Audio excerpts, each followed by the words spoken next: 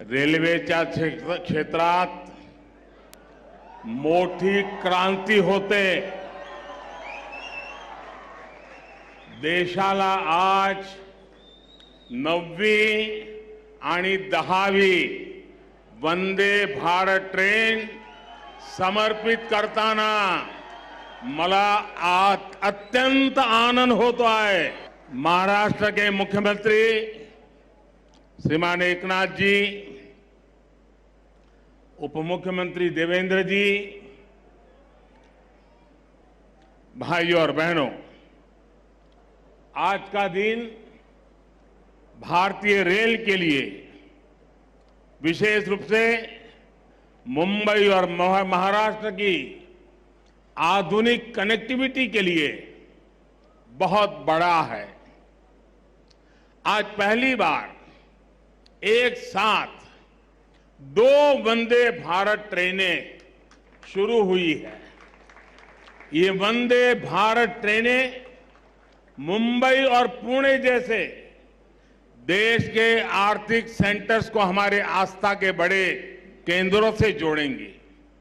इससे कॉलेज आने जाने वाले, ऑफिस और बिजनेस के लिए आने जाने वाले, किसानों और श्रद्धालुओं सभी को सुविधा होगी।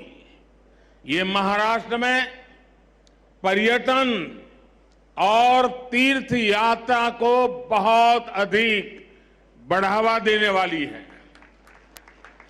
शिरडी में साईं बाबा का दर्शन करना हो, नासिक स्थित रामकुंड जाना हो, त्र्यंबकेश्वर और पंचवटी क्षेत्र का दर्शन करना हो, नई वंदे भारत ट्रेन, ये सब बहुत आसान होने वाला है।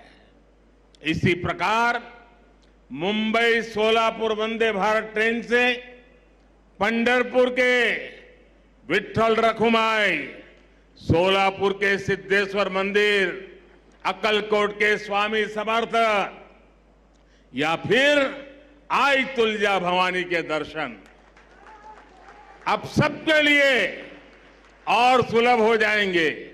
और मुझे पता है कि जब वंदे भारत ट्रेन सह्याद्री घाट से गुजरे थी तो लोगों को प्राकृतिक सुंदरता का कितना दिव्य अनुभव होने वाला है। मैं मुंबई और महाराष्ट्र के लोगों को इन नई वंदे भारत ट्रेनों के लिए बहुत बहुत बधाई देता हूं। साथियों, वंदे भारत ट्रेन आज के आधुनिक होते हुए भारत की बहुत ही शानदार तस्वीर है।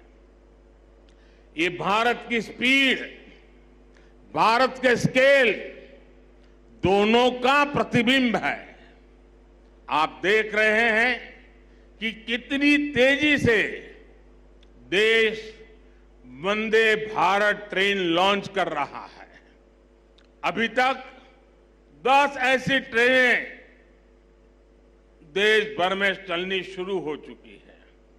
आज देश के 17 राज्यों के 108 जिले वंदे भारत एक्सप्रेस से कनेक्ट हो चुके हैं। मुझे याद है, एक जमाना था जब सांसद चिट्ठी लिखा करते थे कि हमारे क्षेत्र में स्टेशन पर ट्रेन को रुकने का कोई प्रबंध कीजिए, 1-2 मिनट का स्टॉपेज दे दीजिए। अब देश भर के सांसद जब भी मिलते हैं तो यही दबाव डालते, यही मांग करते हैं कि हमारे यहां भी वंदे भारत ट्रेन चला दीजिए। एक क्रेज है आज वंदे भारत ट्रेनों का। साथियों, मुझे खुशी है कि आज मुंबई के लोगों का जीवन आसान बनाने वाले प्रोजेक्ट भी यहां शुरू हुए हैं। आज जिस एलिवेटेड कॉरिडोर का लोकार्पण हुआ है वो मुंबई में ईस्ट वेस्ट कनेक्टिविटी की जरूरत को पूरा करेगा। मुंबई के लोगों को बहुत दिन से इसका इंतजार था। इस कॉरिडोर से हर रोज 2 लाख से ज्यादा गाड़ियां गुजर पाएगी और लोगों का समय भी बचेगा। अब ईस्टर्न और वेस्टर्न सबर्बन इलाकों की कनेक्टिविटी इसके कारण बेहतर हो गई है। कुरार अंडरपास भी अपने आप में बहुत अहम है। मैं मुंबईकरों को इन परियोजनाओं के पूरा होने पर विशेष बधाई दूंगा। साथियों, 21वीं सदी के भारत को बहुत तेजी से अपने पब्लिक ट्रांसपोर्ट सिस्टम को सुधारना ही होगा। जितनी तेजी से हमारा पब्लिक ट्रांसपोर्ट सिस्टम आधुनिक बनेगा, उतना ही देश के नागरिकों की ईज ऑफ लिविंग बढ़ेगी, उनकी क्वालिटी ऑफ लाइफ में सुखद सुधार होगा। इसी सोच के साथ आज देश में आधुनिक ट्रेनें चलाई जा रही हैं, मेट्रो का विस्तार हो रहा है, नए नए एयरपोर्ट्स और पोर्ट्स बनाए जा रहे हैं। कुछ दिन पहले जो देश का बजट आया, उसमें भी इसी भावना को सशक्त किया गया है और हमारे मुख्यमंत्री जी और उप मुख्यमंत्री जी ने उसकी भरपूर तारीफ भी की।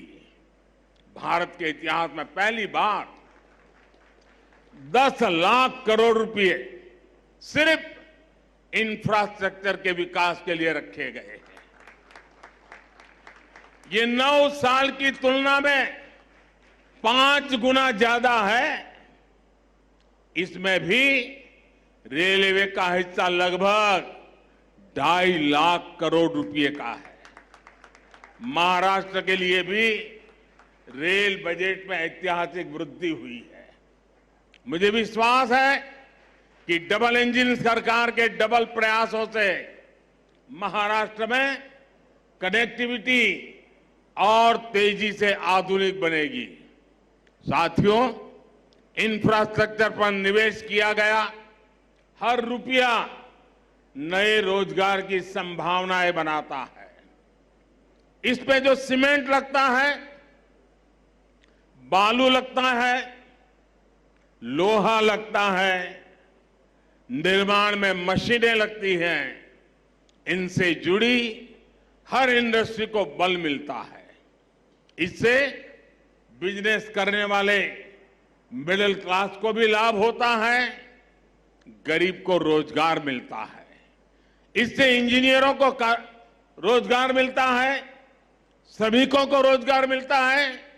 यानी इंफ्रास्ट्रक्चर जब बनता है तब भी सबकी कमाई होती है और जब तैयार होता है तो वो नए उद्योगों, नए बिजनेस के रास्ते खोलता है।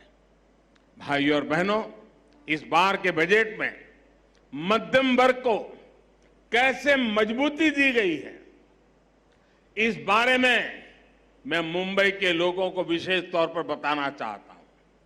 चाहे सैलरीड क्लास हो या व्यापार कारोबार से कमाने वाला मध्यम वर्ग, दोनों को इस बजट ने खुश किया है।